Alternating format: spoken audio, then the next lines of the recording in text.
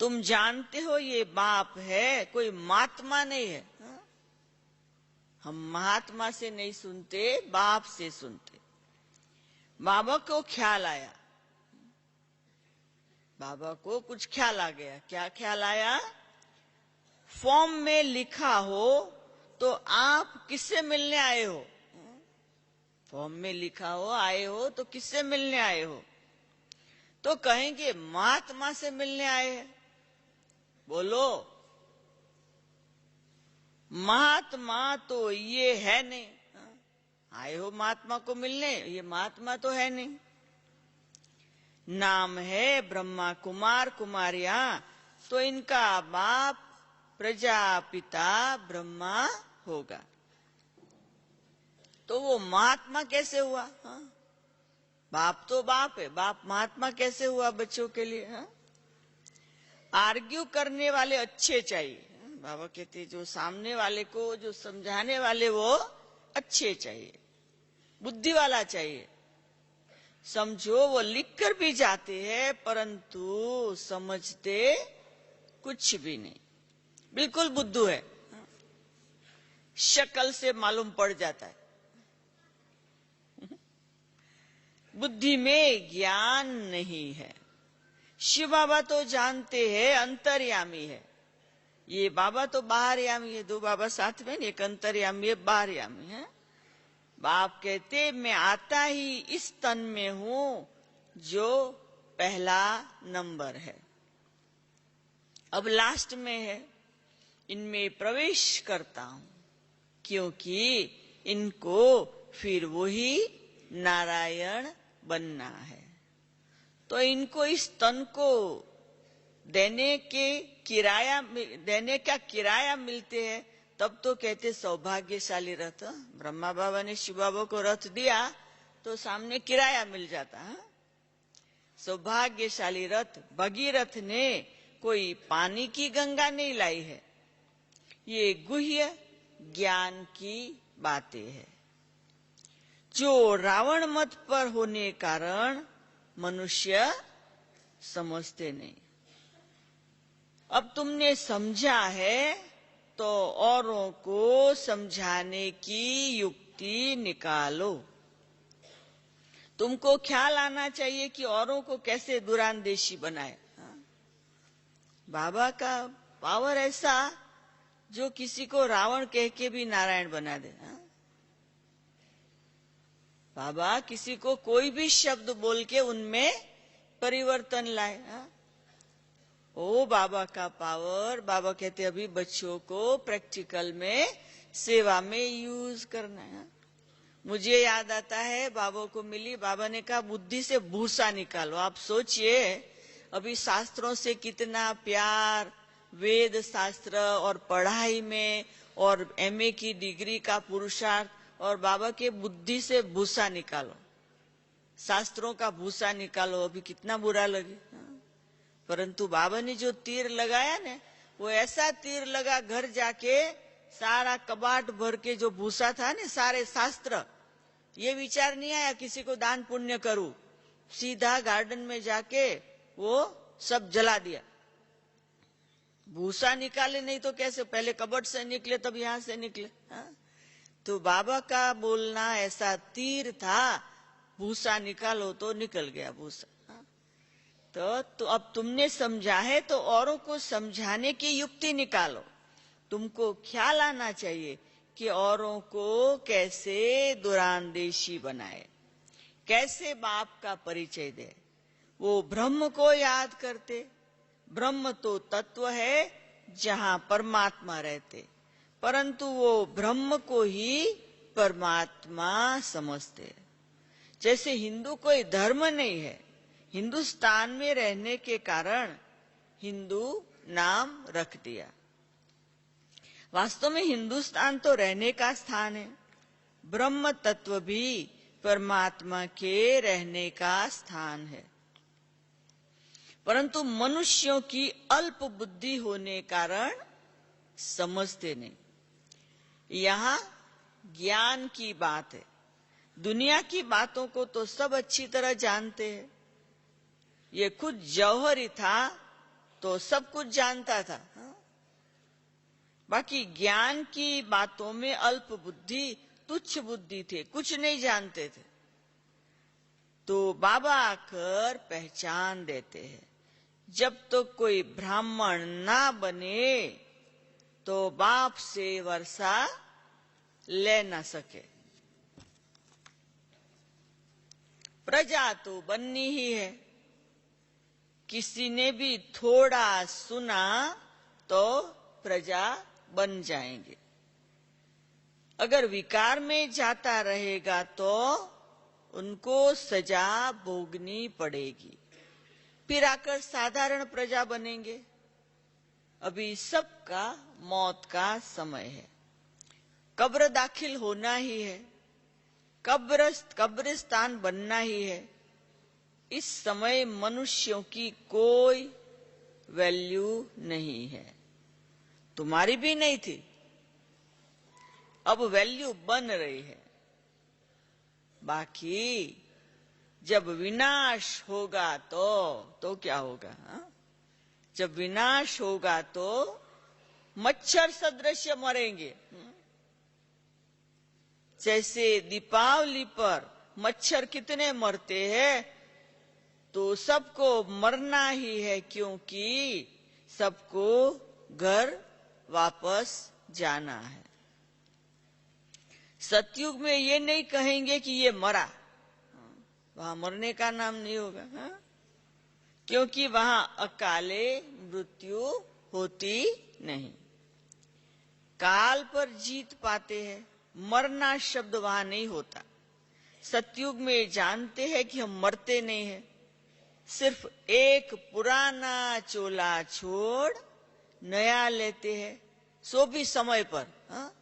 सो भी समय पर, ऐसे नहीं 5 साल का या 10 साल का या 15 साल का कोई मर जाए। जब वो पूरा 150 वर्ष जितना भी तभी शरीर छोड़ेंगे। नया, अच्छा पुराना छोड़ नया लेते, सो भी समय पर। सर्प का मिसाल है कि पुरानी खाल छोड़ नई लेते हैं। तो सर्प का मिसाल सतयुग में लगता है, यहां से नहीं। भ्रमरी का मिसाल यहाँ है, भ्रमरी का यहाँ है, सर्प का वहां का। सन्यासी भी ये मिसाल देते, क्योंकि यहाँ का ही यादगार भक्ति मार्ग में चलता है। अब तुम बच्चे जितनी जितनी धारणा करेंगे उतना विशाल बुद्धि बनेंगे, उतनी कमाई करेंगे। जैसे सर्जन जितनी विशाल बुद्धि वाला होता है, जितनी दवाई आदि बुद्धि में अधिक रखता है, उतना कमाई करता है। तो यहां भी ऐसे है, कोई 250 रुपया कमाई करता है, कोई तो फिर हजारों कमाता है।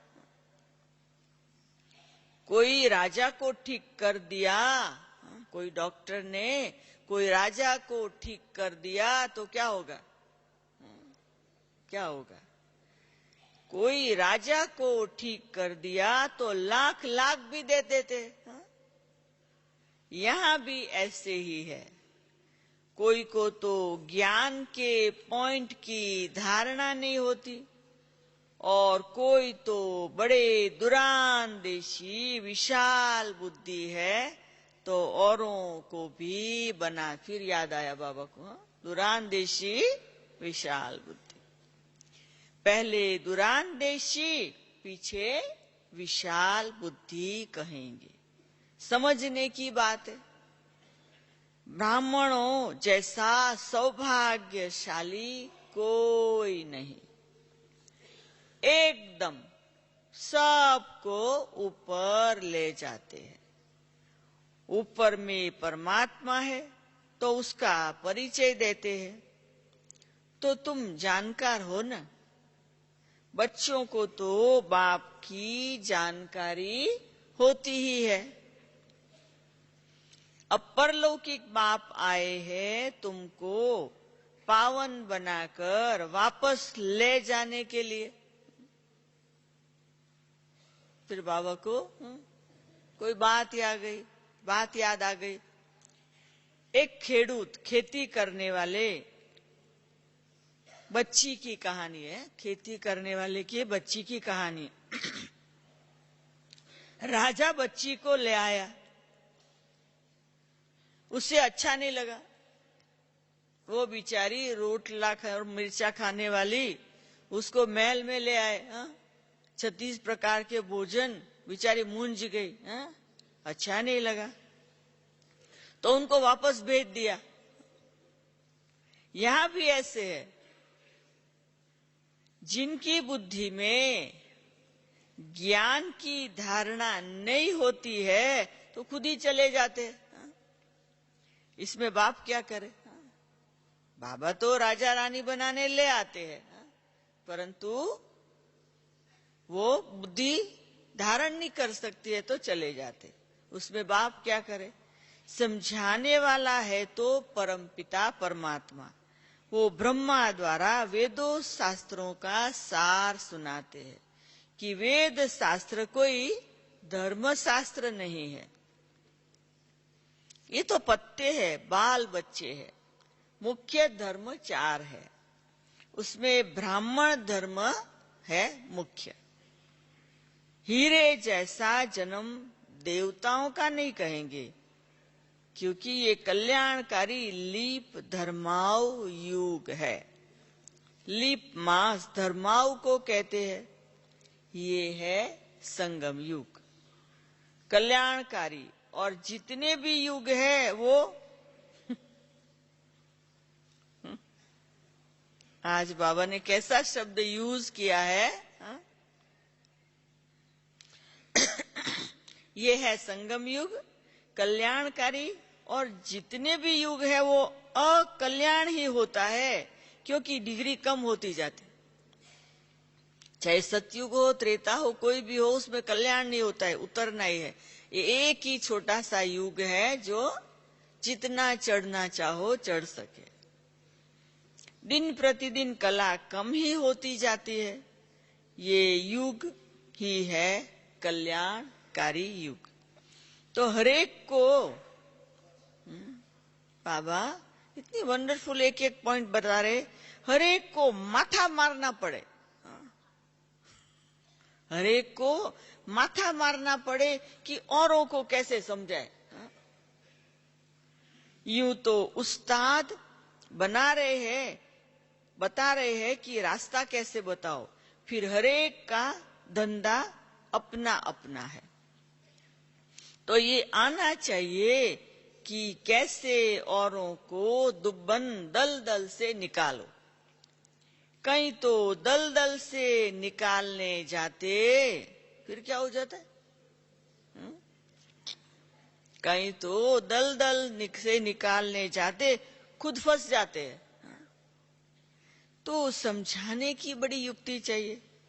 पहले अलफ को समझाओ तो बे बादशाही को भी जान जाए और सृष्टि चक्र को भी जान जाए। पहले अलफ को तो जानो।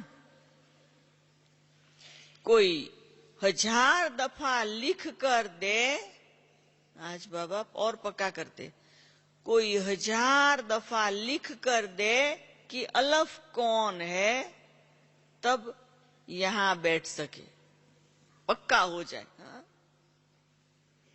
ऐसे नहीं 2-4 बार बस सुना और फिर भूल गए। बाबा कहते इसको पक्का करना पड़े। कोई 1000 दफा लिख कर दे कि अलफ कौन है, तब यहां बैठ सके, मतलब तब पक्का हो जाता है। कहीं तो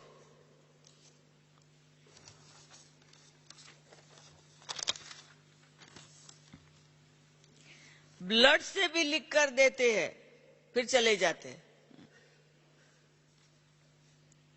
बाबा को कितना फील होता, बाबा ड्रामा को जानते तो भी होता तो है ना। ब्लड से लिख के देते हैं, बन जाते हैं, प्यार लेते फिर चले जाते हैं। ब्लड से भी लिख कर देते फिर चले जाते। माया कोई कम थोड़े ही है। एक तरफ प्रभु, एक तरफ माया। माया का भी जोर बहुत पावरफुल है, और इसी कलयुग में तो खास, और उसी बीच में संगम है। हाँ? संगम में हम बच्चे बैठे हैं। हाँ? माया को बिल्कुल मजा नहीं आती है, अलग अलग कोने से माया खींचने की कोशिश करती है। माया को बहुत मजा आता है कि अगर हम प्रभु के बनकर उनके बन जाए वापस। और माया के कोई एक पर्टिकुलर कलर या रूप रंग नहीं है, हा? और माया कोई एक व्यक्ति भी नहीं है, हा? कोई भी रूप से, सुंदर रूप से, आकर्षित रूप से, ज्ञान के रूप से, कोई न कोई रूप से माया आ सकती है और आकर कैसे भी खींच के ले जा सकती है। इसलिए हर घड़ी हर पल अटेंशन रखना पड़ता कि माया कहीं से भी, नींद में भी आ सकती है माया, हा? खाते भी आ सकती, सो कहाँ भी माया किसी भी रूप से आ सकती, पता ही नहीं चलता है कि कैसे माया घुस गई। तो माया कोई कम थोड़े ही है। अच्छा, मीठे मीठे सिक्की लधे बच्चों प्रति मात पिता बाप दादा का याद प्यार और गुड मॉर्निंग। रूहानी बाप की रूहानी बच्चों को नमस्ते। रूहानी बच्चों की रूहानी बाप को याद प्यार, गुड मॉर्निंग और नमस्ते।